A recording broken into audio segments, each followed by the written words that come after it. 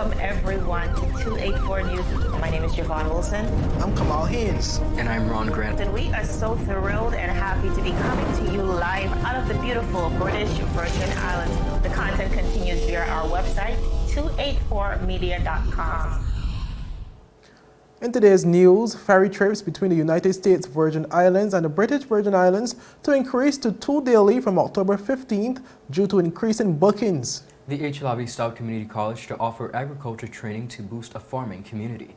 And teachers to be rewarded throughout the month of October and will also receive $300 reimbursement. Statistics survey to determine the impact of COVID-19, and Mr. Cleave Farrington plans on bringing a new innovative perspective to transform sports in the BVI ahead of the BVIOC's election today. All this and so much more after a word from our sponsors. You're watching 284 News. You value traditions. Today, you value music. You value education. Family. I love you. Service. Thank you. You're welcome. Love. Life. At Popular, we're committed to you and everything our community values. For the things you value the most, count on us. Popular.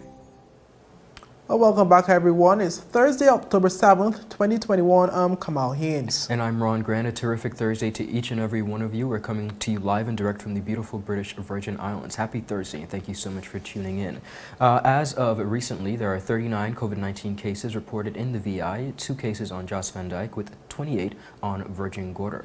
Discourteous, unanswered email prompts further hiccups, says the COI, and the financial secretary says Skelton Klein's contract should have been much clearer. Otland wins $1.7 million contract for Fish Bay road rehabilitation, and a 60-year-old USVI citizen sentenced to 11 months in prison for illegal entry.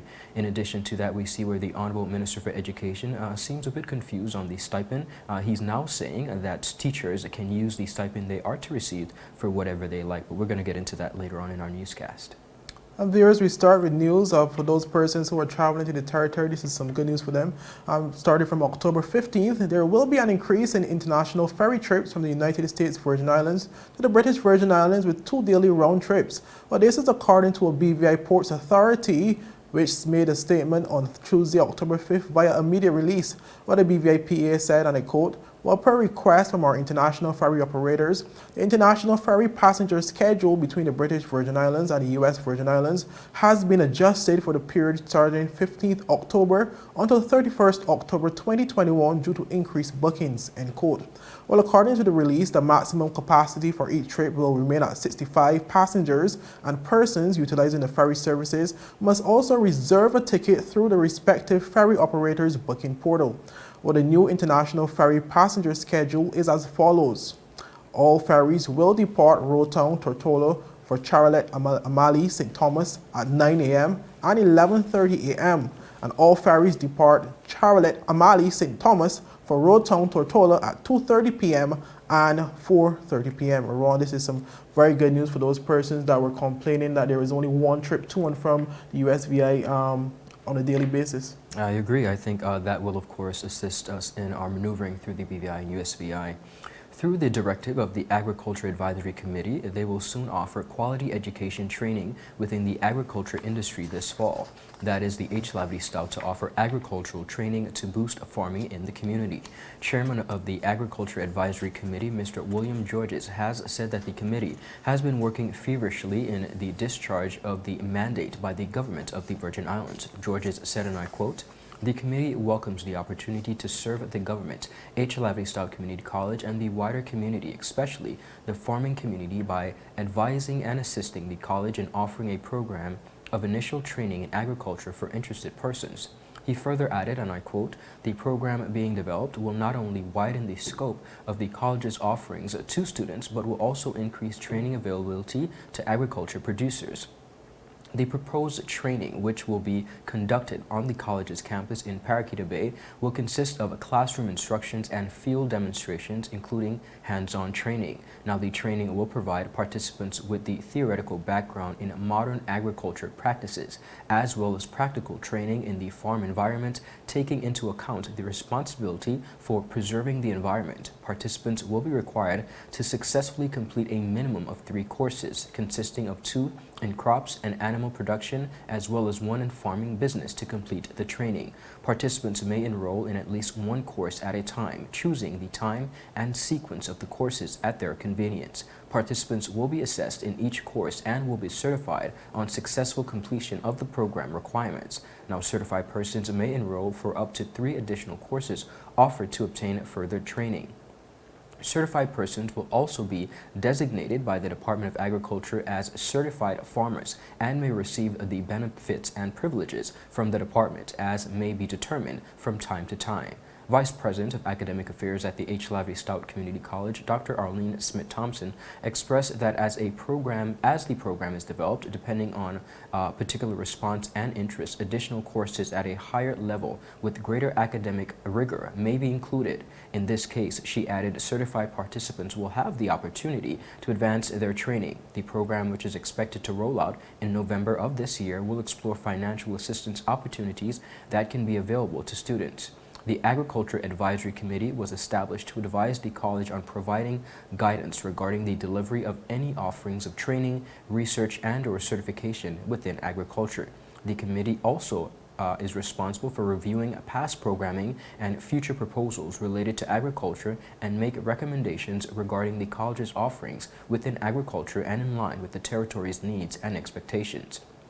The committee, which is chaired by William Georges, a retired agriculture scientist, represents a broad spectrum of expertise, experience, and perspective in the agriculture field as it relates to the Virgin Islands. Other members on the committee include college officials Dr. Arlene Smith-Thompson, Mrs. Marva Whitley Dawson, and Mrs. Veronique Forbes-King, ministry officials Mrs. Carolyn Stout-Igwe and Mrs. Tessa Smith-Claxton, Department of Agriculture and Fisheries officials Mr. Theodore James, Mr. Orville Clark, Dr. Letitia Martin, and Miss Leslie Maduro, farming community, Mrs. Arona Foy Forbes, and Miss Nia Tabot, and the wholesale industry, Mr. Neil Hayes. Kamal, we have been on the topic of agriculture within the Virgin Islands for quite some time. Persons have been calling for more attention, more detail. Ministers have promised to do more and assist in this aspect. And more importantly, I think the call for professional development within this aspect is much needed. So I'm happy to see the college broaden their offerings to accommodate the agriculture sector in the BVI. Indeed, and the Honorable Natalia really would have been speaking about, building capacity for agriculture and in terms of, what have been missing over the last few years.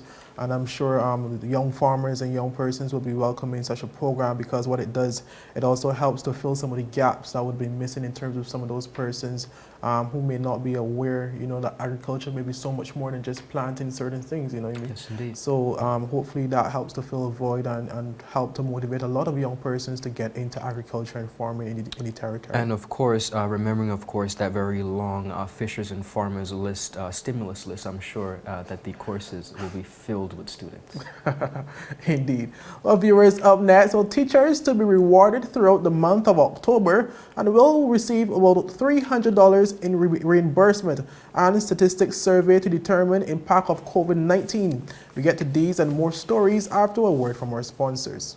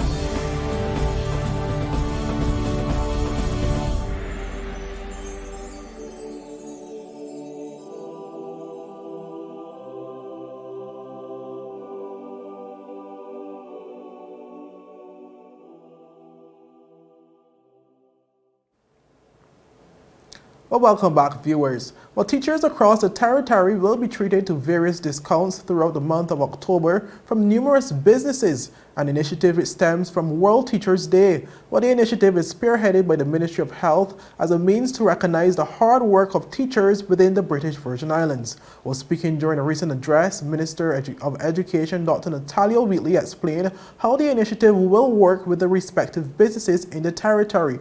Well, he added that he has also included a treat from himself for all teachers, which will be valid only on tomorrow, October 8th.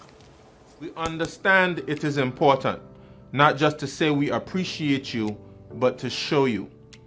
That is why, in recognition of your hard work, the Ministry of Education, Youth Affairs, Fisheries and Agriculture has reached out to the local business community and have asked them to offer teachers discounted rates during Teachers Week and or during the month of October. Many have responded favorably. You'll receive digital coupons either through your VI school's email directly or from your principal. These coupons must be presented at the business to benefit from the discounts. Also, I will be sponsoring a happy hour for teachers on the 4 islands for all educators from 4 p.m. to 6 p.m. on Friday of this week. On Tortola, it will be at the Virgin Islands School of Technical Studies. And on the other islands, your principal will inform you of the venues. This is just another small way of saying thank you and showing our appreciation for the hard work that you do. Well, Dr. Willie also informed teachers to be on the lookout for their reimbursement of $300 and made it clear that there are no restrictions to how this money can be spent. I cannot forget to mention that you will soon be receiving your $300 to reimburse you for a portion of the personal money you pour into your jobs. Contrary to some false reporting, you can spend this money on whatever you like. And of course, we are strong advocates for increases in salaries for teachers, and we are looking forward to the salary review commissioned by Cabinet and being undertaken by the Deputy Governor's Office via the Human Resources Department. Minister Wheatley also commended teachers for their continuous dedication to the service, especially during an unprecedented pandemic. It has been a challenging period for all. Teachers, you had to make many adjustments. You had to adapt to protocols and discover new ways to teach and engage students. Teaching and learning online, learning new methods of instructions, completing assessments, and this year we are back in the classroom with the capability of working remotely if needed. Despite the obstacles, you have accomplished amazing things. Every day I see and I hear of your inventiveness, tenacity, enthusiasm, and strength. As Minister for Education, I am cognizant of the many challenges that educators experience daily. My government and I will continue to do the best that we can to support your efforts during these changing times. Well, viewers, the World Teachers Day is held annually on October 5th to celebrate all teachers around the globe. It commemorates the anniversary of the adoption of the 1966 International Labour Organization, also known as the ILO, and the United Nations Educational, Scientific, Cultural Organization, also known as UNESCO, recommendation concerning the status of teachers, which sets benchmark in regarding the rights of responsibilities of teachers and standards for their initial preparations and further education, recruitment, employment, and teaching and learning conditions. What a recommendation concerning the status of higher education teaching personnel was adopted in 1997 to complement the 1966 recommendation by covering teaching personnel in higher education. World Teachers Day has been celebrated since 1994.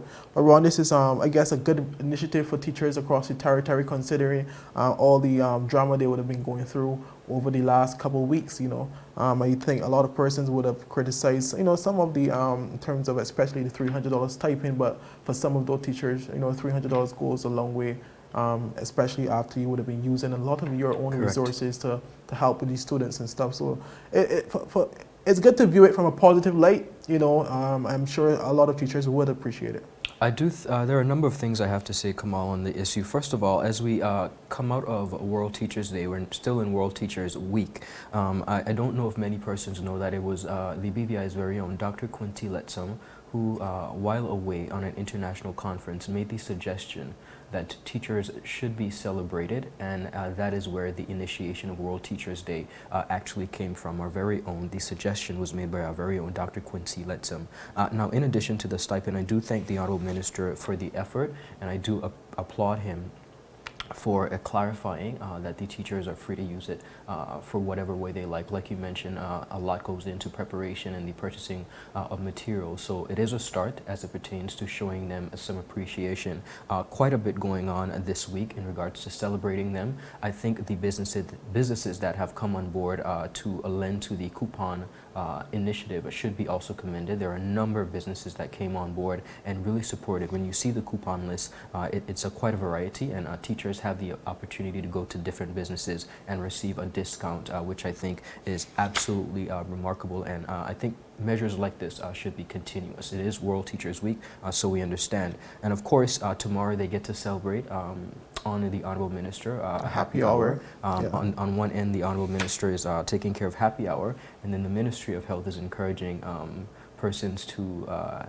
have no alcohol for October. But despite the disparity in messaging, I do think this is something that is going to be well received by the teachers. It was also pointed out one of those businesses, as we would have seen during this week, would have been CCT BVI. Viewers, you can go on CCT BVI's Facebook page, and you would have seen teachers receiving some gifts from the students on behalf of our CCT BVI. Indeed. Continuing on the local scene, Director of Central Statistics Office, Mr. Raymond Phillips, is inviting the public to complete a COVID-19 individual impact and public perception survey, which seeks to solicit the opinions of residents and explore how they may have been affected by the virus. Mr. Phillips said the department is seeking answers to questions, including whether responses viewed the COVID-19 situation in the Virgin Islands as dreadful or not so serious, and whether their income was affected by the pandemic.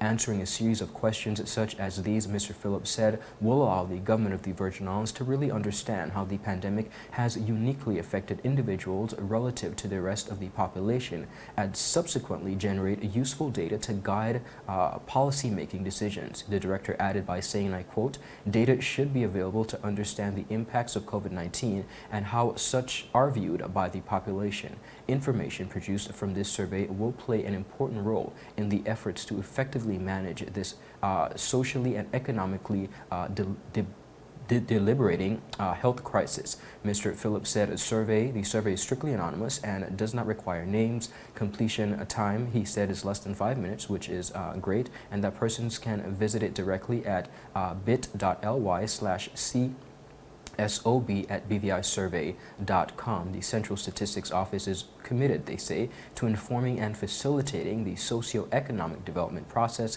in the Virgin Islands through the provision of a timely and accurate statistics of information. Kamal, since the onset of COVID-19, we've seen where the government have not only encouraged businesses to complete forms to help them really come up with analysis on the impacts of COVID-19. Here again, we see through the Statistics Office, they're asking for individuals outside of any assistance that you have gotten or not received to simply fill out the survey, which is less than 5 minutes, to better help them ascertain how this COVID-19 situation has impacted individuals. Yes, and this survey is very critical in terms of gathering data to find out exactly which parts of the territory would have been severely impacted. I mean, obviously the entire territory would have been severely impacted, but there are some areas that were more heavily impacted than others, and what it does is it helps government to be able to put certain mechanisms in place, and other institutions, because I'm sure this data will be able to be used, for example, for the institutions such as the Red Cross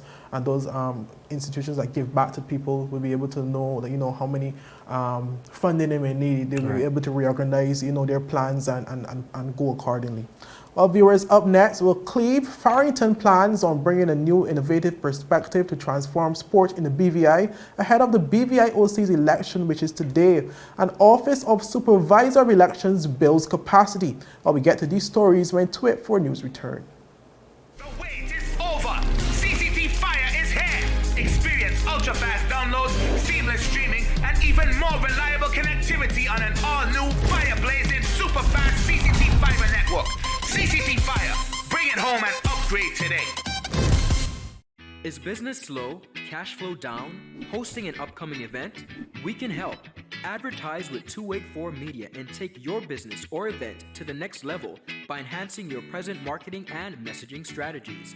Allow our team of experts to create a personalized ad that sets your business apart from all the rest.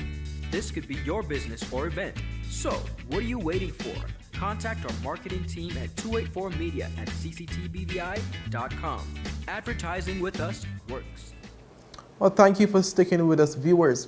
Well, challenger for the pivotal position of president at the upcoming BVI Olympic Committee election, Cleave Farrington, says once elected, he plans to deliver a new and innovative perspective to transform sport in the territory. Well, he made a comment during a recent interview with 284 News ahead of the election, which is scheduled for today, Thursday, October 7th. Well, Farrington boasts nearly a decade of experience at the BVIOC, and he says he will be using the knowledge gained over those years to transition the organization to the next level. All right. Well, first off, I've worked there for like nearly a decade, close to about 10 years. So I've been, of course, familiarized with everything in terms of the different programs, in terms of contact internationally as well as regionally. And I felt certain things that I wanted to do there, in terms of taking it in terms of advising the board at that point in time, wasn't obviously achieved. I felt that we could do more in terms of more interconnection or connection with the federations, in terms of having a more inclusive with our sporting bodies, in terms of diversity, in terms of transferring the sports into the territory. So for me, it was a personal thing for reaching out to the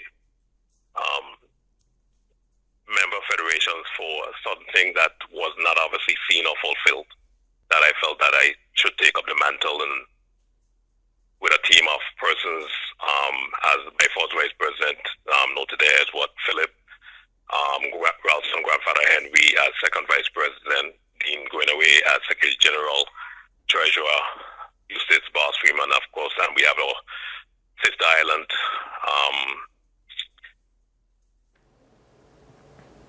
Well, Farrington believes his team, once elected, is the perfect combination needed to complete the many tasks which he has envisioned for the Olympic Committee.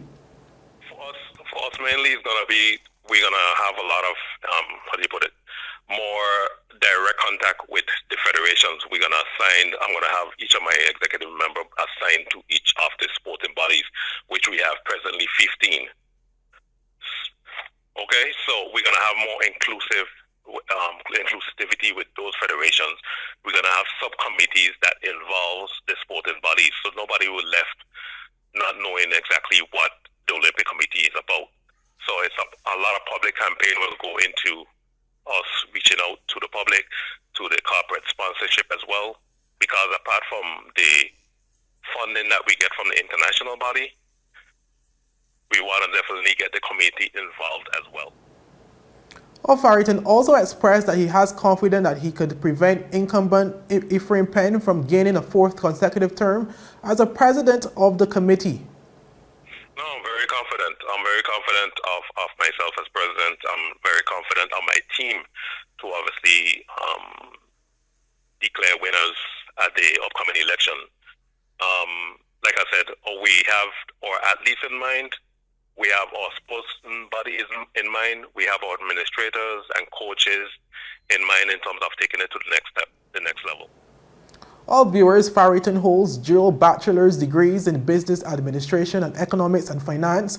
He is a former athlete, sports administrator, and is a certified trainer of trainers with a Caribbean Coaching Certification Program and Sports Administration. Additionally, he has attended and served as chef de mission for various major games internationally. He has been involved in numerous non-profit organizations in the territory and was previously treasurer for the HIV/AIDS Foundation for many years and the first president of the HLSCC Alumni Association, as well as a member of the HLSCC Chorale.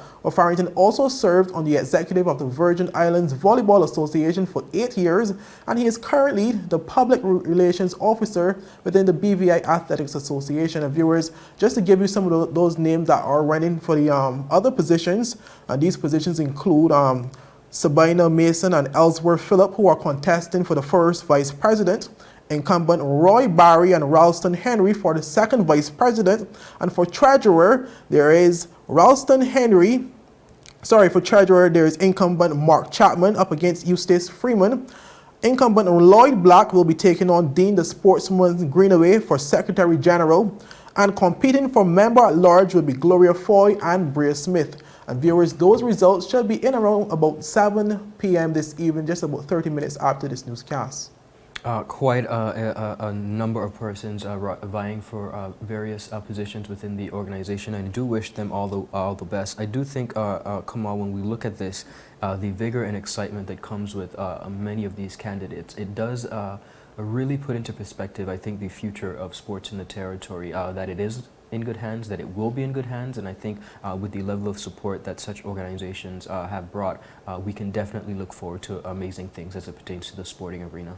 And then you did touch on the fact that there's quite a number of persons running this year for these positions, and according to my information received, this is the first time that the presidency position have gone contested. Usually It goes uncontested, usually for most of the elections, and this year they have quite a number of persons running for each position. Basically, Farrington would, as I would say, have his own team. Okay. Basically, I guess it will be Ephraim's team up against Farrington's team for the positions, whether it be incumbent persons versus the new persons. Understood. So very, very, a large list, and we really do look forward to those results. Indeed. Continuing on, viewers, the Office of the Supervisor of Elections here in the British Virgin Islands has enhanced its capacity to successfully manage the electoral process in the Virgin Islands. This was made possible through the Supervisor of Elections, Ms. Sherry Griffin's completion of a professional certification in management of electoral processes from the Internation Center for Parliamentary Studies. The capacity building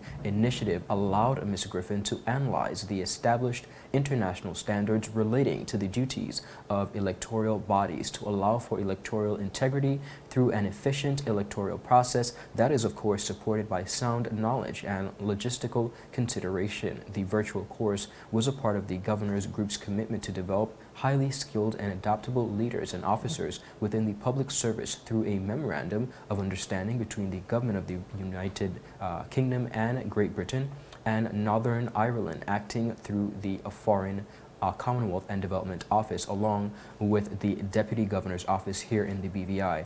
It outlined international standards surrounding the electoral cycle through established aims, objectives, and organizational themes for the successful management of electoral processes. Ms. Griffin said, and I quote, "The professional certificate in management of electoral processes provided me with sound knowledge in my efforts to further strengthen the administration of electoral processes as the Supervisor of Elections. It is imperative to establish relationships with stakeholders in the electoral process and to take steps to strengthen transparency, accountability, and integrity." The MOU for the Governor's Group initiative was signed on September 16th for the sum of $100,000 to provide initiatives and learning opportunities for all public officers in the priority areas of focus identified to meet priority gaps and the demands really for the evolving modernization and enhanced governance with the public sector.